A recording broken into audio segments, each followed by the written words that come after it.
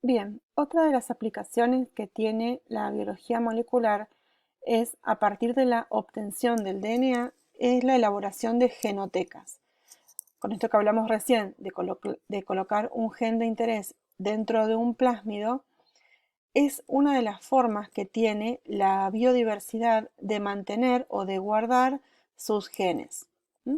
Se obtiene el gen, o mejor dicho, se separa el DNA o el genoma de un organismo. Este organismo se digiere con enzimas de restricción, como hablamos recientemente, y luego cada fragmento de esas enzimas de restricción se inserta en un plásmido o en un fago, pero en un plásmido lo más común, y ese plásmido se inserta a su vez dentro de una bacteria. Entonces, finalmente se logran tantas bacterias como fragmentos que se quieran mantener o que se quieran guardar. A esto se lo llama genoteca. ¿Cómo puede hacerse la extracción del ADN? Y bueno, acá lamentablemente en estas condiciones no lo vamos a poder hacer. Probablemente, no sé si habrán tenido la suerte de hacerlo en orgánica, pero a partir de una suspensión de células, las células se lisan, pueden ser con enzimas o con detergente. Luego, las cepas lisadas se les añade alcohol. Entonces se separan los restos celulares y hay una interfase donde el DNA precipita. Luego puede o insertarse una varilla de vidrio o con un tip de plástico, de alguna manera se enrolla con mucho cuidado lo que se llama los detritos de la interfase, y en ese palito van a quedar adheridas las moléculas del DNA. Luego se transfiere a otro tubo donde puede disolverse y el DNA va a quedar en solución acuosa. Si pudiéramos, en este caso, en esta fotografía, lo que se ven son millones y millones de hebras de DNA unidas y como súper enrolladas unas con otras. Este DNA en solución puede guardarse a -20 grados en una solución buffer y puede ser utilizado cada vez que se lo necesite. Se guarda una solución concentrada y luego de esa solución se van a ir tomando alicuotas, que van a ser, esas alicuotas van a ser utilizadas en lo que se denominan la separación del DNA por electroforesis. En este caso tenemos esto, que es una fuente de poder, y tenemos una cuba de electroforesis. La que vemos en la fotografía es una cuba vertical. Y acá lo que estamos viendo es son unos wells o unos pocillos, que es como si fuera un peine que tuviera puesto, y ese peine deja unos pocillos y ahí se inserta o se siembra, mejor dicho, unas microgotas de ese ADN que hemos obtenido anteriormente. Esta cuba tiene dos vidrios, digamos, estos soportes tienen dos vidrios, y adentro de estos dos vidrios, digamos acá adentro, hay como una especie de gelatina que se llama gel. En este caso es un gel de poliacrilamida, pero es como si fuera va a quedar como una gelatina. Entonces ese peinecito que yo les decía al principio se coloca, luego se saca cuando se solidifica y quedan ahí los pocillos o los wells. Entonces en esos pocillos se siembra el ADN. ¿Y qué pasa? Va a estar sometido a una corriente eléctrica. El ADN tiene una carga negativa, entonces van a ir del negativo hacia el positivo y se va a ir desplazando esas hebras a través de la red que forman las moléculas, en este caso de la poliacrilamida o de la agarosa. En este diagrama podemos ver una cuba horizontal, la anterior, como les decía, era vertical, y tenemos, en este caso, la parte amarilla es el gel de agarosa, que es como si fuera una gelatina, como yo les digo, y tiene una solución de electrolitos que va a permitir que corra la corriente. Entonces, como les decía, el ADN tiene una carga negativa, por lo tanto va a ir del negativo hacia el positivo. En este esquema que vemos de perfil, este sería el gel de agarosa. Acá estarían los wells o los pocillos que yo les digo. En estos pocillos se siembra unos microlitros del DNA y luego se somete a una corriente eléctrica. Esa corriente eléctrica va a hacer que el DNA migre a través de este gel de agarosa.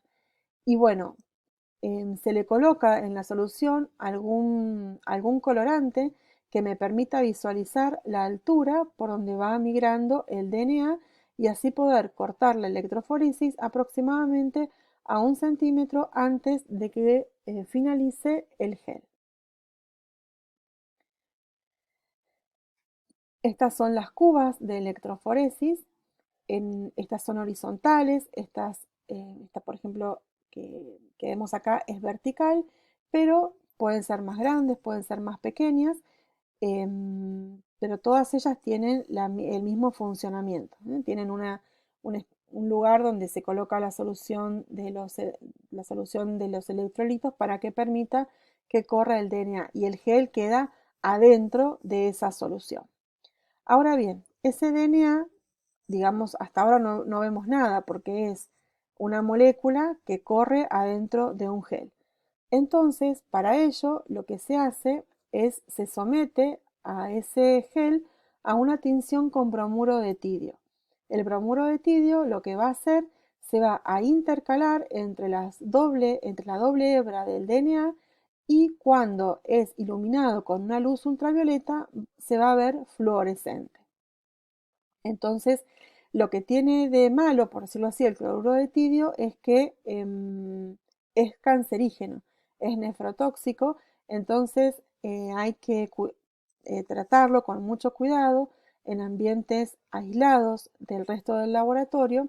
De todas formas, en la actualidad hay ciertos colorantes que no son cancerígenos y que se está tratando de cambiar el uso o de trasladarse a estos otros colorantes. Lo que pasa que el bromuro de tidio se trabaja en muy baja concentración y es altamente efectivo. Supongamos que en este gel de agarosa un fragmento de DNA de un determinado peso se siembra, como yo les decía, en los wells o en los pocillos en la parte de arriba del gel. Fíjense cómo las diferentes concentraciones de agarosa va a permitir que el mismo fragmento corra más rápido o más despacio. Esto quiere decir que si supónganse que estos fragmentos son del mismo tamaño, es decir, que tienen la misma cantidad de pares de bases, a una concentración de agarosa de 0,7% se va a desplazar mucho más rápido que al 1% o al 1,5% aún. Entonces, esto también depende de las condiciones que nosotros necesitemos. Si queremos separar fragmentos muy pequeños, entonces deberíamos no utilizar tan concentrada el gel de agarosa. Este es un gel que hemos realizado donde acá podemos ver que a esta altura es el DNA cromosómico. O sea, cuando uno extrae DNA de la bacteria, que es la molécula completa, y lo hace correr en un gel, van a quedar aproximadamente a esta altura.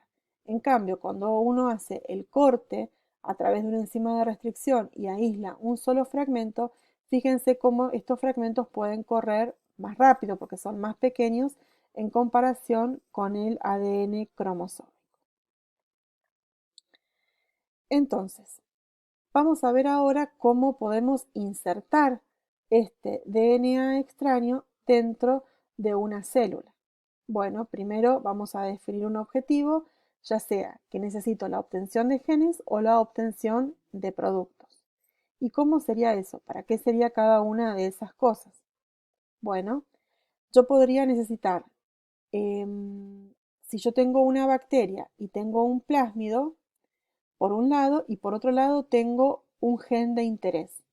Entonces, como hemos dicho, voy a cortar ese gen de interés con una enzima de restricción y voy a cortar el plásmido de esta bacteria también con la misma enzima de restricción. Los voy a insertar a través de digamos, de las bases complementarias homólogas que quedan liberadas y luego tengo que volver a insertar el plásmido dentro de esa bacteria.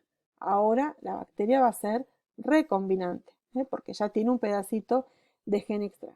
Entonces ahora puedo hacer que la necesite para genes, por ejemplo, que lo voy a insertar en un cultivo o, por ejemplo, le voy a colocar a esta bacteria la capacidad de degradar algún hidrocarburo.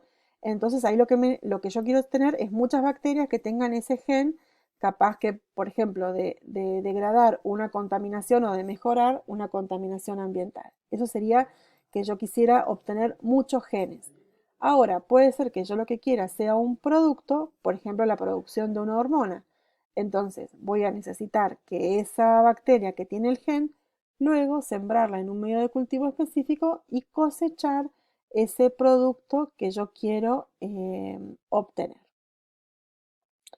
Entonces, vamos a ver ahora, yo voy a cortar el video para que no se haga tan largo, pero lo que sigue van a ser las diferentes formas de inserción.